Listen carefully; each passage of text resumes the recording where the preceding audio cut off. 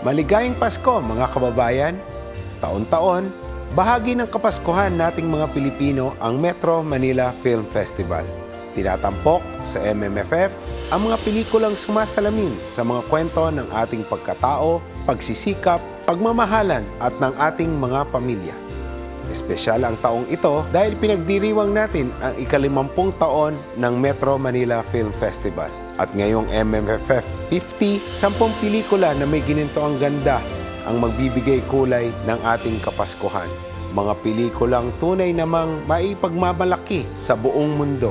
Gawa ng mga mahuhusay na Filipino producers, writers, and directors at pinagbibidahan ng mga pinakamalaking pangalan sa Philippine entertainment. Sa pangunguna muli ng MMDA, narito ang 10 dekalidad na obra na kabilang sa 50th year of MMFF. And the breadwinner is... Ako si Bambi, the breadwinner of my family. Sabi nila breadwinner ako, pero bakit talunan ako ngayon? Espantajo.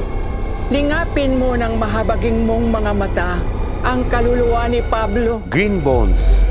Kapag daw ikinremate ang isang tao, nakahanap ng kulay berdeng buto sa kanyang mga abo, ibig sabihin, naging mabuting tao mo yun.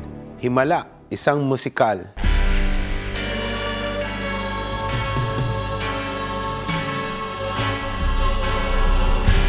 Hold Me Close. May espesyal akong abilidad. Nasa-sense ko kung magdadala ng sakit o saya ang isang tao sa buhay ko. My Future You. Lumaki yung kalendaryo mo, 2009 pa yan, oh! Uy, 2024! Strange Frequencies. Taiwan Killer Hospital. Let's give them a good show, guys! The Kingdom. Dadala kang dugo sa inyong tahanan. Topak. Pare, baba mo na yan. Ayaw mo sila bigay sa amin, magkakanta leche-leche tayo dito. Pwede maganda leche-leche na.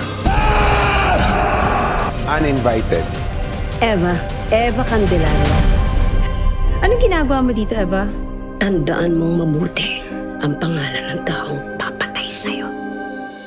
Mga minamahal kong kababayan, maligayang Pasko po sa atin lahat.